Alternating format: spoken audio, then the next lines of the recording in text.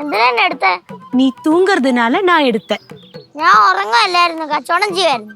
മതി മക്കളെ കച്ചവടം നടത്തിയത്. മക്കൾ ആവശ്യത്തിന് കളിച്ചല്ലോ, ഇനി നമുക്ക് കച്ചവടമൊക്കെ നിർത്താം. എന്താ നിർത്താനാ? അമ്മൂമ്മ ഇത് എന്തോന്നൊക്കെയാ പറയുന്നേ? കട തുടങ്ങിയിട്ട് 2-3 ദിവസമല്ലേ ആയിട്ടുള്ളൂ. பாரு, இப்போ நீ நல்லா என்ஜாய் பண்ண கடையெல்லாம் ஆரம்பிச்சிட்டு இல்லையா? உனக்கு நிறைய ஃப்ரெண்ட்ஸ் ஆயிடுச்சு, சாக்லேட் எல்லாம் கொடுத்த, என்ஜாய் பண்ண. இனி உனக்கு விளையாட வேண்டாமா? ஓடி விளையாடணும், அதுதான் நல்லது. இந்த மாதிரி கடையில உட்காந்துட்டு எப்படி பாரு? മക്കൾ ഇതുപോലെ ഇവിടെ വന്നിരുന്നാലേ ഇതുപോലെ ഇരുന്ന് ഉറങ്ങിപ്പോവും. അതുകൊണ്ടാ അമ്മൂമ്മ പറഞ്ഞത് നമുക്കിതിവിടെ നിർത്താമെന്ന്. അപ്പൊ അമ്മൂമ്മയ്ക്കുണ്ടായ നഷ്ടം ആരും നികത്തും? അമ്മൂമ്മയുടെ നഷ്ടം ലാഭവും നോക്കിയല്ലല്ലോ അമ്മൂമ്മ ഇത് തുടങ്ങിയത്. എൻ്റെ കുഞ്ഞിന്റെ സന്തോഷത്തിനല്ലേ തുടങ്ങിയത്.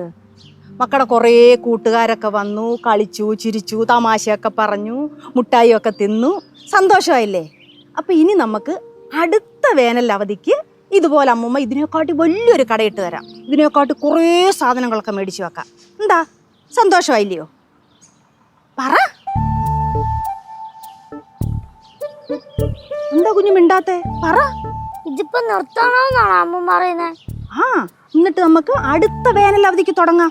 തുടങ്ങോ? ഉറപ്പായിട്ടും തുടങ്ങും. കുടുംബങ്ങളിൽ കൂട്ടുകൂടിയ 10 വർഷം.